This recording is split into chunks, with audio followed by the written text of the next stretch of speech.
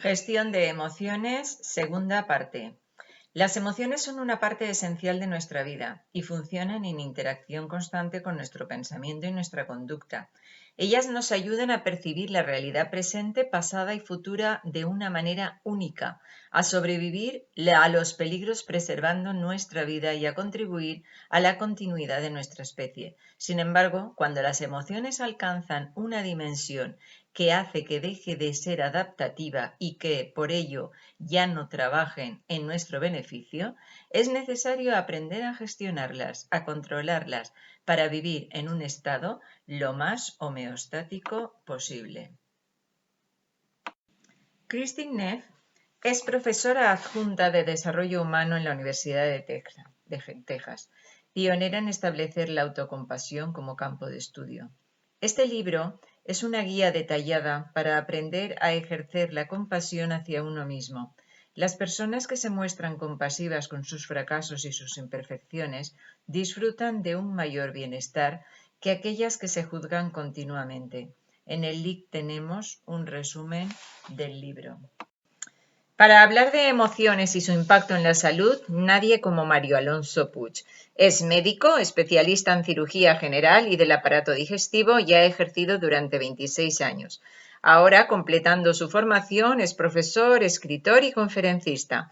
En estos vídeos, las emociones y su impacto en la salud y valorarse a sí mismo se dan detalles muy precisos para lidiar con nuestras emociones. Tenéis más información en la entrada Las emociones de nuestro blog.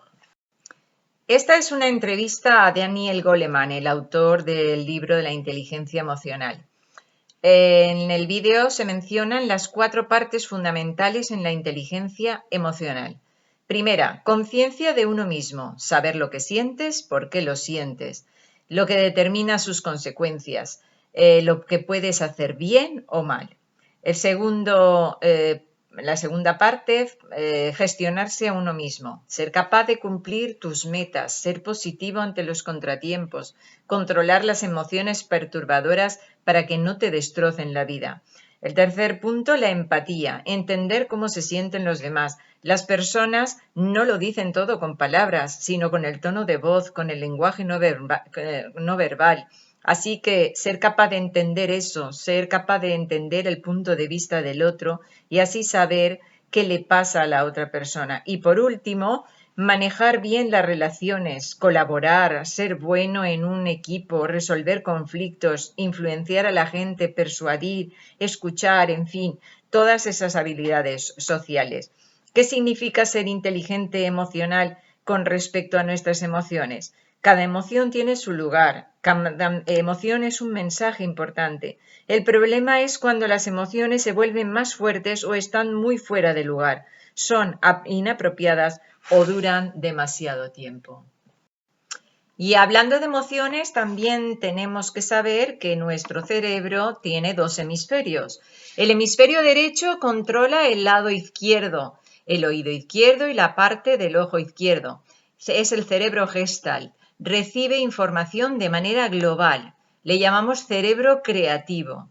Y el hemisferio izquierdo controla el lado derecho. Es el de la expresión verbal, es crítico, juzga. Es el área común de información. Aquí acaba los procesos de aprendizaje y se convierte en nociones comprensibles. Es el cerebro analítico. Y ahora, antes de abordar la diferencia entre emoción y sentimiento, repasaremos los 3 cerebros en uno. Cerebro triuno de MacLean. Cerebro reptiliano, el cerebro instintivo o cerebro básico, el más primitivo de todos, controla la supervivencia al comer, beber, dormir y de la especie, impulsos, relaciones sexuales. Más hacia el centro, el cerebro emocional, es el que estamos estudiando en profundidad en neurofelicidad. Ahora hablaremos de él.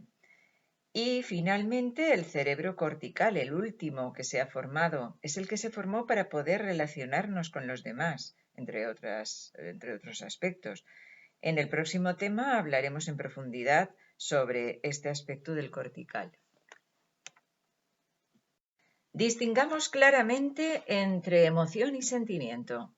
Una emoción es un conjunto de respuestas neuroquímicas y hormonales que nos predisponen a reaccionar de cierta manera ante un estímulo externo. Recordemos la ruta larga y la ruta corta de Joseph Ledoux, donde se comunican amígdala y córtex prefrontal, explicado en Emociones 1. Un sentimiento, además de esta predisposición espontánea, incontrolable y automática, incluye evaluación consciente que hacemos de esta experiencia. Ambos, emoción y sentimiento, son inseparables.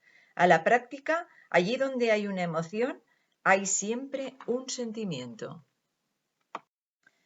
El bienestar emocional puede ser cultivado y aprendido, y por lo tanto se puede considerar como una habilidad.